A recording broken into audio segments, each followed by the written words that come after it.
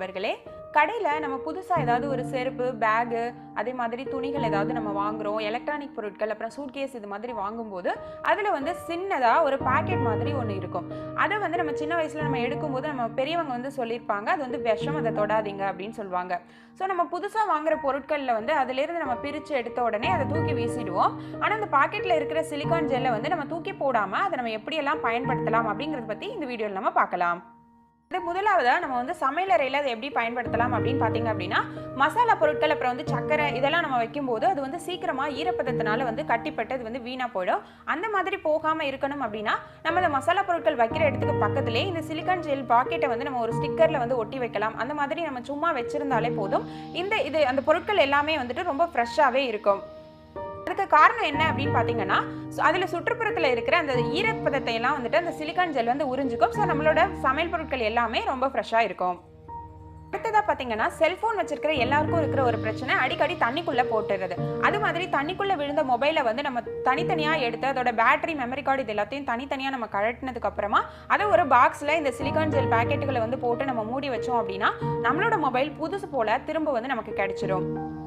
ஆனா இந்த முறையில நம்ம பயன்படுத்தும் போது ஒரு நாள் முழுவதுமா அதை நம்ம ஒரு காற்றோட்டமான ஒரு பகுதியில வச்சுட்டு அதுக்கப்புறமா இதை நம்ம சார்ஜ் போட்டு அதை நம்ம யூஸ் பண்ணிக்கலாம்.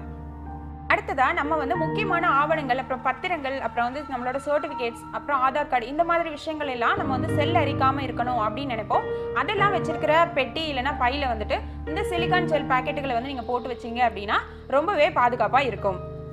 அடுத்ததா துணிகளை நம்ம உடனே காய வைக்கணும், அதோட ஈரம் உடனடியாக நமக்கு போகணும் அப்படின்னா ஒரு பக்கெட்ல நம்ம ஈர துணிகளை போட்டதுக்கு அப்புறமா அதுல இந்த சிலிக்கான் பாக்கெட்டுகளை நம்ம போட்டோம் அப்படின்னா கொஞ்ச நேரத்திலேயே அந்த துணிகளில் உள்ள ஈரத்தன்மை போயிட்டு அது ரொம்பவே உலர்ந்துடும். அடுத்தது நம்ம பொதுவா தினமும் பயன்படுத்திக்கிட்டு இருக்கிற கத்தி, ரேசர்கள், அப்புறம் பிளேடு இதெல்லாம் ரொம்ப மழுங்கி போயிடுச்சு அப்படின்னா அதை ஒரு பாக்ஸ்ல நீங்க போட்டதுக்கு அப்புறமா இந்த சிலிக்கான் ஜெல்லை போட்டு ஒரு 2 நாள் மூடி வச்சிருந்தீங்க அப்படின்னா ரொம்பவே பளபளப்பா ஷார்ப்பாவும் ஆகிடும். இதை கண்டிப்பா நீங்க ட்ரை பண்ணி பாருங்க.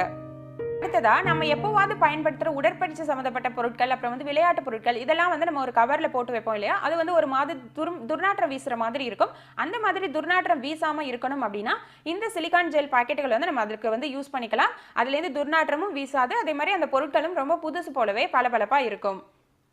அடுத்ததா நம்ம வீட்டுல வளர்ப்பு பிராணிகள் இருந்துச்சு அப்படின்னா அதுக்காக நம்ம பிஸ்கெட், அதுக்கப்புறம் அதோட உணவு வகையெல்லாம் நம்ம கவர்ல வச்சிருப்போம். இருந்தாலும் நம்ம அந்த அளவுக்கு அதை சுகாதாரமா வச்சிருக்கிறதுக்கு முயற்சி செய்ய மாட்டோம். அதனால அது ரொம்ப வேகமாவே கெட்டு போயிடும். அந்த மாதிரி கெட்டு போகாம அதை தவிர்க்கணும் அப்படின்னா அந்த பாக்கெட்டுகள்ல நம்ம இந்த சிலிக்கான் ஜெல்ல போட்டு வச்சோம் அப்படின்னா ரொம்பவே கெட்டு போகாம உணவும் நல்லா இருக்கும், ஃப்ரெஷ்ஷா.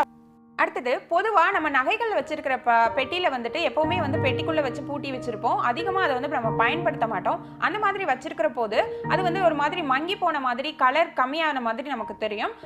அந்த பெட்டிகள்ல இந்த சிலிக்கான் ஜெல் பாக்கெட்டுகளை நம்ம போட்டு வச்சிருந்தோம் அப்படின்னா நகை புதுசு போல பளபளப்போட இருக்கும்.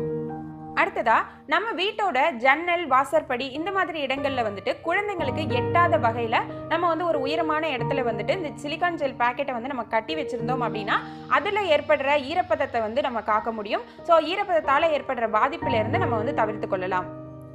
அடுத்ததா எல்லார் வீட்லயும் நம்ம பொதுவா சந்திக்கிற ஒரு முக்கியமான பிரச்சனை ஷூக்கள், அப்புறம் அதோட சாக்ஸ்ல எல்லாம் அதிகமான துர்நாற்றம் வரும். அந்த மாதிரி வராம இருக்கணும் அப்படின்னா நம்ம செருப்பு வைக்கிற இடம், அப்புறம் அந்த ஷூ அதுக்குள்ள எல்லாம் இந்த சிலிக்கான் ஜெல்லை நம்ம போட்டு வச்சோம் அப்படின்னா அந்த துர்நாற்றத்திலிருந்து கண்டிப்பா நம்மளால விடுபட முடியும்.